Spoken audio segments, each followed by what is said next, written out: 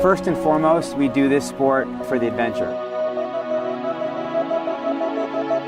The sport of adventure racing was based on this idea of self-reliance. For us, we're going out on an expedition, racing other teams, that's secondary. My name is Jason Magness, and I'm the captain of Team YogaSlackers.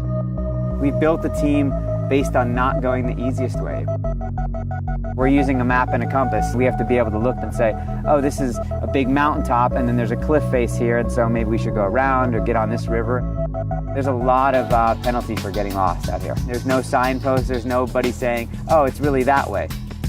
In a world of Google Maps telling you every which way to turn, it's really crazy to come back to this where none of that exists. A lot of off-trail travel, bushwhacking, having to jump crevasses and do like significant rock climbing. This race is going to be as much about survival as it is about racing.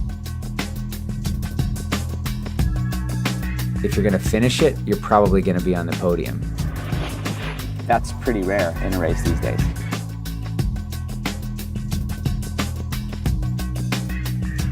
We've never really gone into a race thinking that, oh, we can get ourselves into really bad situations and somebody else will get us out. It's real world. Can your team get you out no matter what? That makes it feel very different.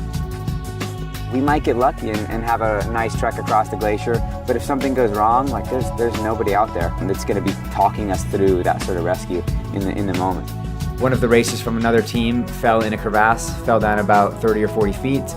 We were on bare ice, and it turned into a rescue at 2 o'clock in the morning. It's been a little more epic than we imagined here. The thought of the race just kind of disappeared. We're not just going to sit there and let another competitor like possibly die in a crevasse to save ourselves a couple hours worth of time. The mountains on that stage were incredible, and there were so many route opportunities, so many huge glaciers, river valleys. We had pack rafts with us. This was one of the highlights of the race. Carrying these little tiny boats for 100 miles, and we're going to be going down whitewater rivers that nobody ever gets to go on. We don't expect to get through this race without some severe physical and psychological tests. Sleepless nights, relentless moving, fatigue, not having enough to eat, 100 hours of time on your feet, on your bikes, in your boats, without stopping. You can't go anymore. We started to fall apart. Eric had some crazy reaction with his face. Dan's knee had been getting worse and worse. 2 days into this thing, when Dan's injury to his feet and his knee especially became really, really debilitating. So far, he's in a lot of pain. Having 4 amazing mountain bikes, having 7 legs to pedal them. Every obstacle that you overcome makes it easier to understand that you can keep going. It's when the stuff starts to unravel that you really find out what you're made of, what your team is made of. Those are the experiences that keep us coming back and make me confident. Those are the things that we remember.